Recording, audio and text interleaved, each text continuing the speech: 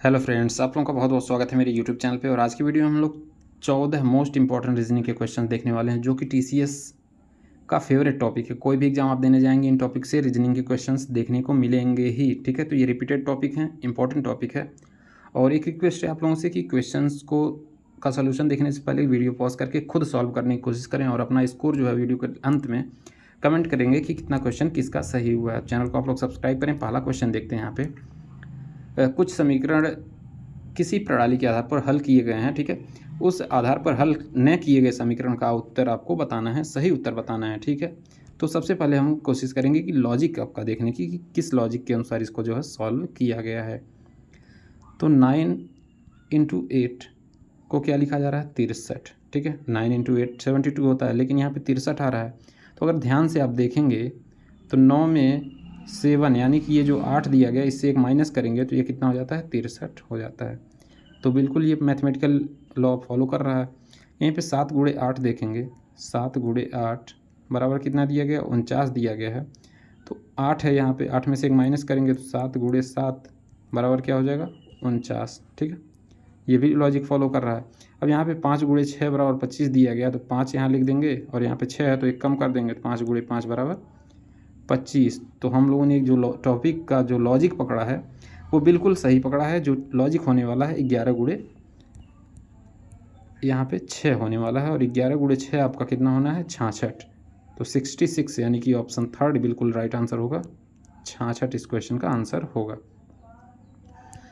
Logic क्या है कि 9 गुणे ये जो दूसरी संख्या है उसमें एक कम कर देना है। जैसे 8 है तो 7 कर देंगे, 9 × 7 = 63। 7 है यहाँ पे, 8 है तो 7 × 7 = 49। 8 में से एक कम कर देंगे। यहाँ पे 5 दिया गया, यहाँ पे 6 है, 6 से एक कम कर देंगे तो 5 × 5 = 25। इसी तरीके से यहाँ पे 11 है, यहाँ पे 7 है, 7 में से एक कम कर देंगे, 6 × 11 = 6 = 66। ठीक है, नेक्स्ट क्वेश्चन, यदि प्लस का अर्थ गुणे है और माइनस का अर्थ प्लस है, तो गुणे का अर्थ भागा है और भागा का अर्थ माइनस है। ठीक, सबसे पहले लिख लेते हैं। प्लस को क्या कह रहा है? गुणे कह रहा है। माइनस को क्या कह रहा है? प्लस कह रहा है।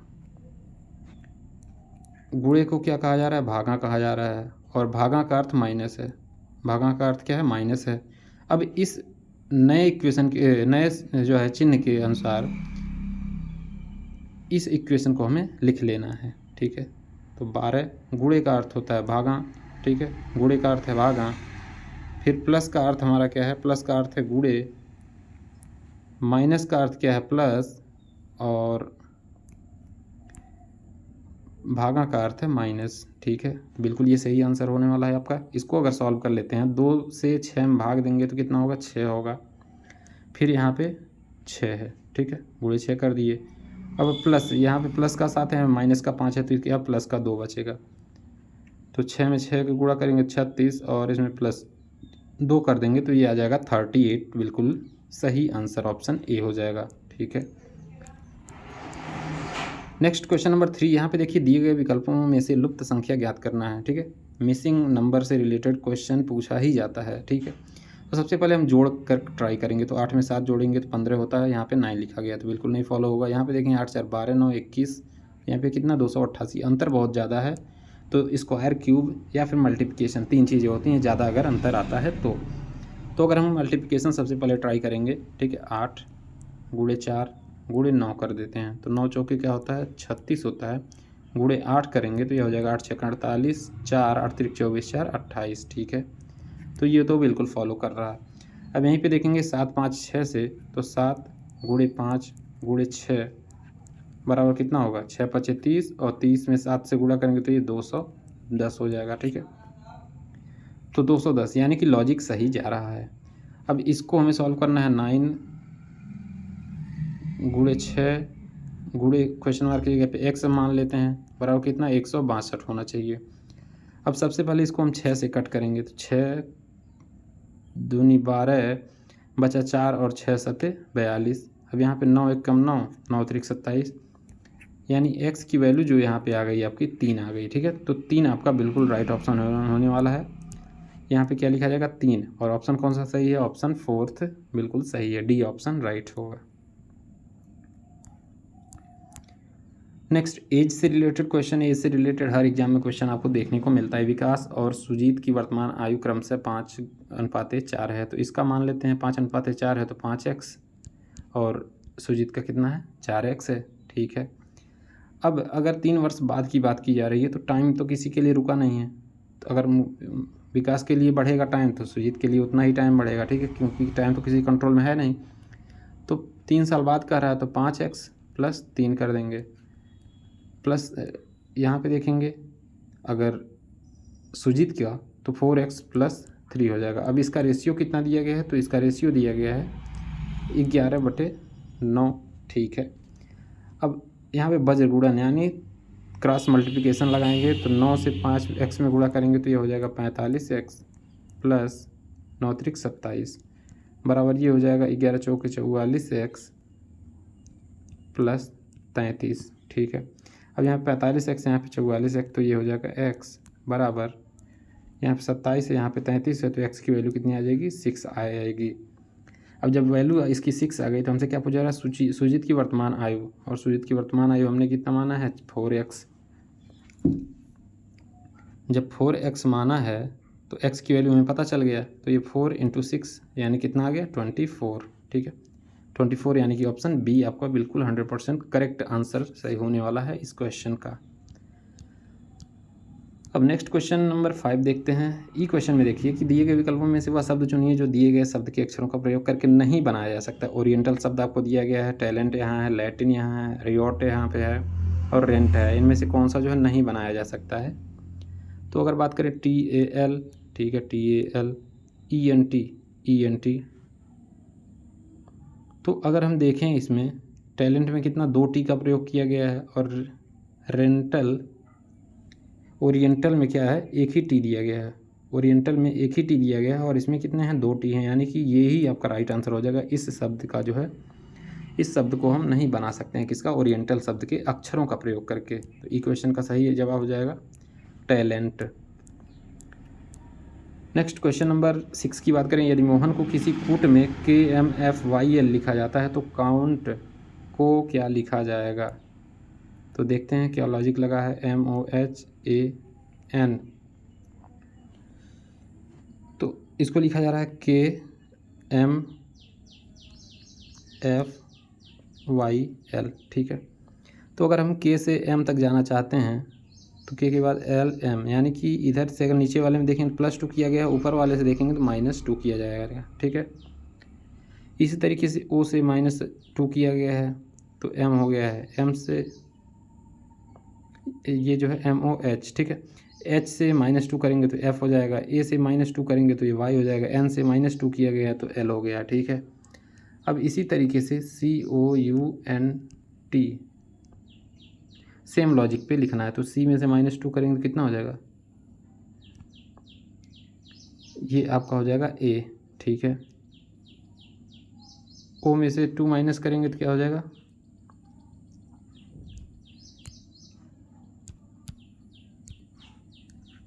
COUNT।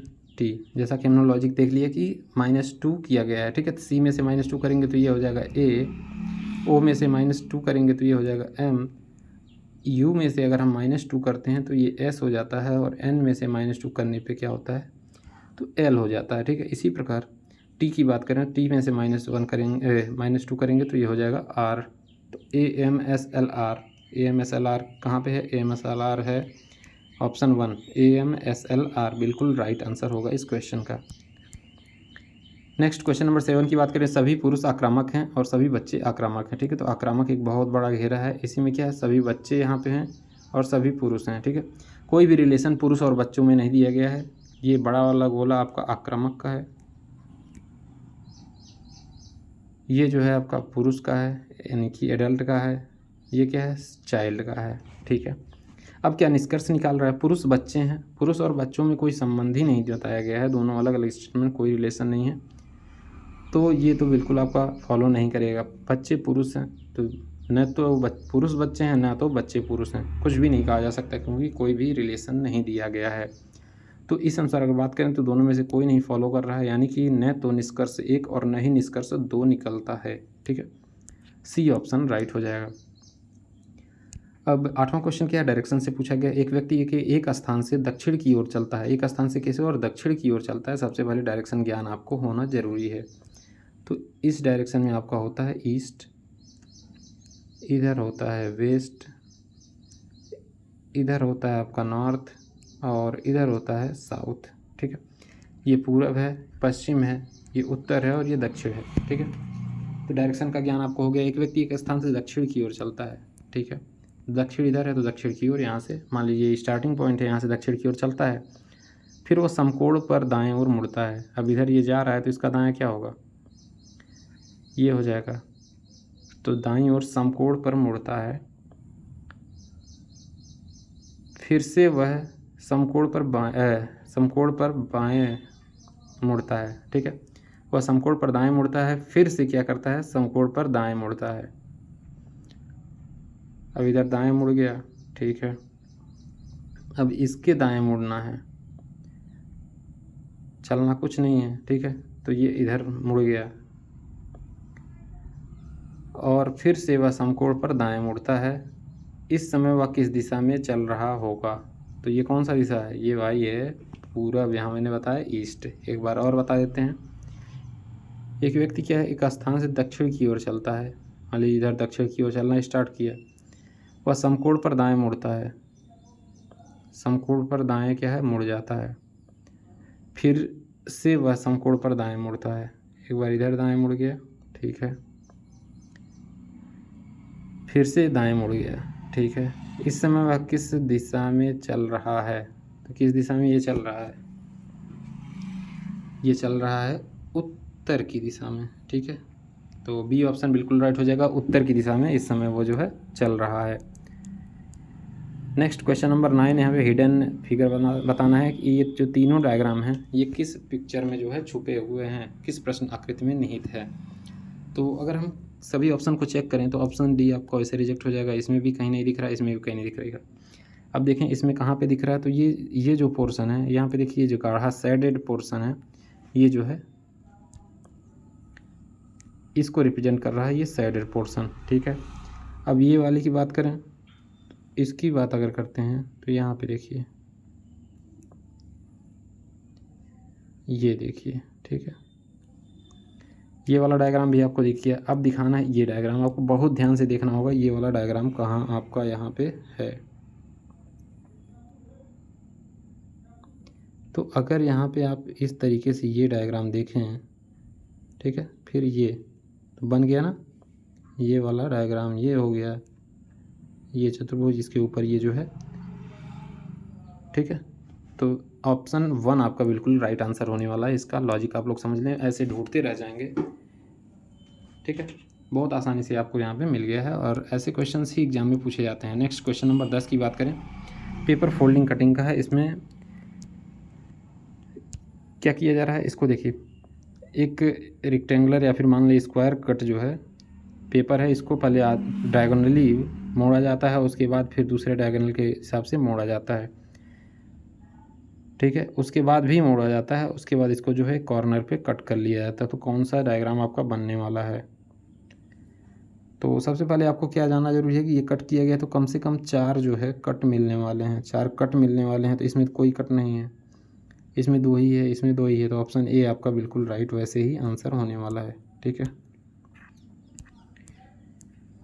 नेक्स्ट 11 क्वेश्चन नंबर देखेंगे, दी गई आकृति में कितने आयत हैं। अगर आयत काउंट करना है तो आपको सबसे पहले मैं बताऊं कि शुरुआत कहाँ से करना है। शुरुआत सबसे छोटे आयत से करनी है।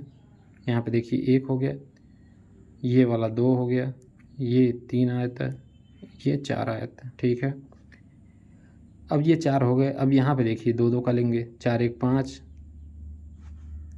फिर ये ऊपर वाला 5 1 6, उसी तरीके से ये जो है हो गया 7, ये हो गया आपका 8 हो गया। ठीक है, अब इतना कुछ होने के बाद 9वां जो आपका है ये है। ठीक है, सबसे बड़ा वाला 1 हो गया, ये 9वां है। फिर से एक बार आप काउंट करेंगे, पहले ये छोटा छोटा आपका देख रहे हैं 4 है। ठीक है, ये चारों दिख गए। अब चारों दिखने के बाद ये बड़ा वाला लेंगे, 4 1 5 हो गया। अब ये नीचे 1 है, 5 1 6 हो गया। ठीक है, अब 6 तक पहुंच गए। अब इसी तरीके से इधर देखिए, ये क्या है, ये 7वां हो गया, ये 8वां हो गया, ठीक है। अब हमने एक चीज़ छोड़ा है, ये जो पूरा है ये भी तो आयत ही है, तो 8 के बाद एक 9, यानी कि ऑप्शन सी आपका बिल्कुल राइट ऑप्शन होने वाला है। 9 आयत जो है इस डायग्राम में है। निम्नलिखित में से कौन सा आरेख जो है बाघ हाथी पशु के बीच सही संबंध को दर्शाता है, ठीक है। तो बाघ एक जानवर है या फिर पशु कह सकते हैं, ठीक है। हाथी भी एक पशु है, तो पशु के बीच में सही संबंध बताना है, तो ये क्या हो जाएगा आपका, ये बाहर वाला आपका हो जाएगा पशु। अब इसी के अंदर 2 होंगे,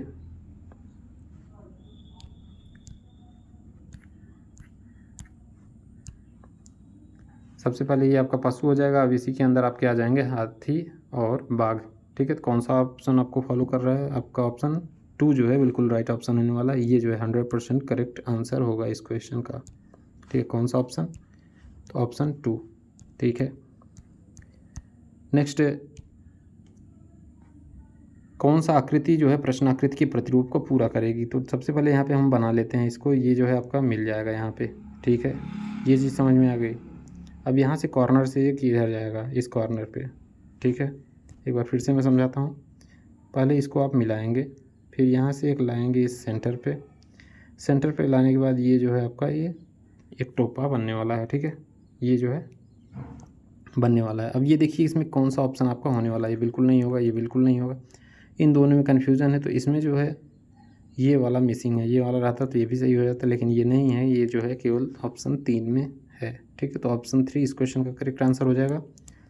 नेक्स्ट, मिरर इमेज का क्वेश्चन है। तो यहाँ पे अगर हम बात करें प्रश्नाकृति में दी गई, ये जो है प्रश्नाकृति है, उसके बाद यहाँ पे उत्तराकृति है, मिरर यहाँ पे रखा गया है। तो अगर हम बात करें इधर कोई लाइन है तो इधर जाएगी, तो इधर लाइन हो जाएगी, ठीक है।